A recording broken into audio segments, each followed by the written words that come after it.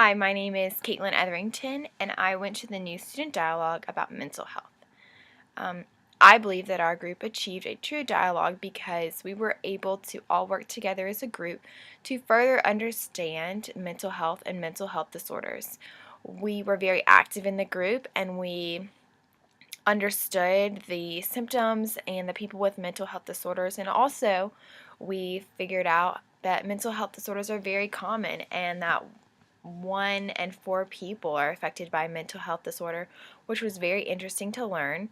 Our instructors did a great job of keeping us captivated on the topic and made us very aware of how mental health disorders work and how mental health disorders have been given a bad rep in today's society.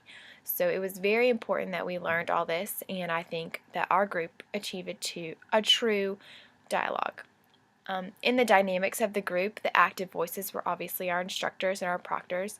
They were very knowledgeable on their topics and knew what they were talking about and could easily express their opinions and their beliefs on the topic.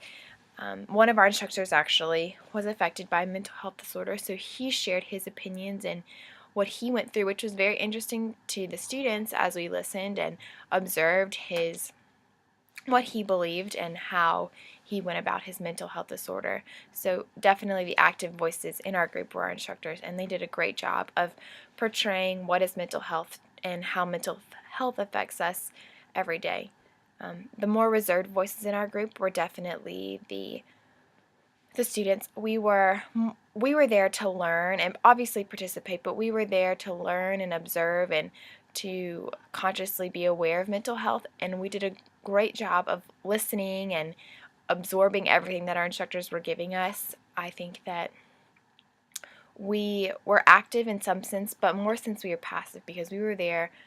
We learned a lot about mental health disorder. I learned a lot from our instructors and how common it is. That was one of the things that I really learned about through this dialogue, and so definitely the students were the more reserved in the group.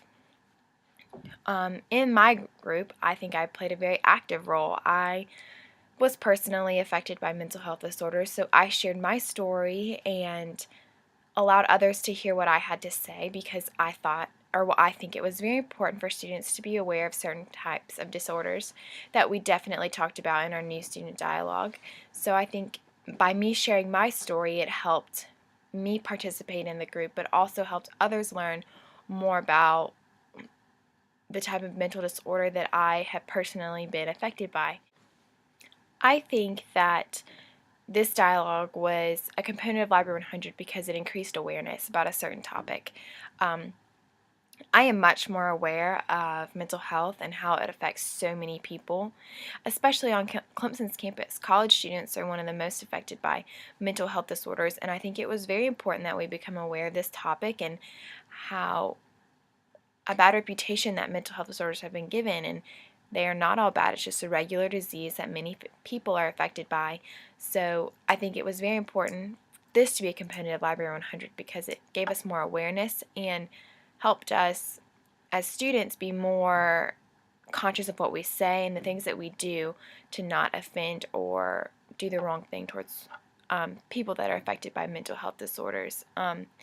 So I think it's a great tool in my university experience because I'm much more aware and I can be aware of the things that I'm saying and making sure that I'm not hurting anyone or saying things that I'm not very aware, the topics I'm not aware on. So now I know the right things to say and I think that's so important in my university experiences. That's all what it's about, is meeting new people and um, from all different types of backgrounds and places.